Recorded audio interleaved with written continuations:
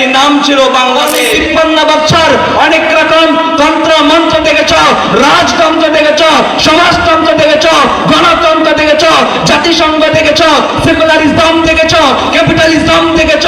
ও মুসলমান, এখন বাংলার মানুষ ইসলামী রাষ্ট্র দেখতে যায়। মুসলমান, এবার আসুন আমার বাংলাদেশের গত 14 বছরের রাজনীতির ইতিহাস ঘাটলে আমরা কি দেখতে পারি? মুসলমান, কি অবস্থা ছিল আমার বাংলাদেশের রাজনীতির স্বৈরাচারের জামানায়? ঘুমিয়েছিল জনগণ, ভোট দিয়েছিল প্রশাসন, সন্ধ্যাবেলায় দিতে ভাষণ, সুষ্ঠু হয়েছিল নির্বাচন। আরে সোনার বাংলা, সোনার দেশ, দিনের ভোট রাতেই শেষ, এরই নাম ছিল বাংলাদেশ।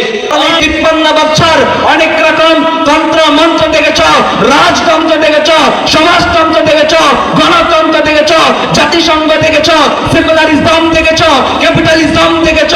ও মুসলমান, এখন বাংলার মানুষ ইসলামী রাষ্ট্র দেখতে যায়। সকল খেলা দেখা শেষ, এবার ইসলামী রাষ্ট্র বাংলাদেশ। ও মুসলমান, যদি বাংলার জমিনে আল্লাহর আইন প্রতিষ্ঠা করতে চাও, যদি মাদক সন্ত্রাস ও দুর্নীতিমুক্ত দেশ করতে চাও, যদি ব্যক্তি পরিবার ও সমাজে শান্তি পেতে চাও, তাহলে ইসলামী দল ও উলামায়ে কওমের সাথে যোগ দাও। কারণ এদেশে ইসলাম ক্ষমতায় আসলে, উলামায়ে কেরাম ক্ষমতায় আসলে, রাজারি বন্ধ হয়ে যাবে, চুরি বন্ধ হয়ে যাবে, ভোট চুরি বন্ধ হয়ে যাবে।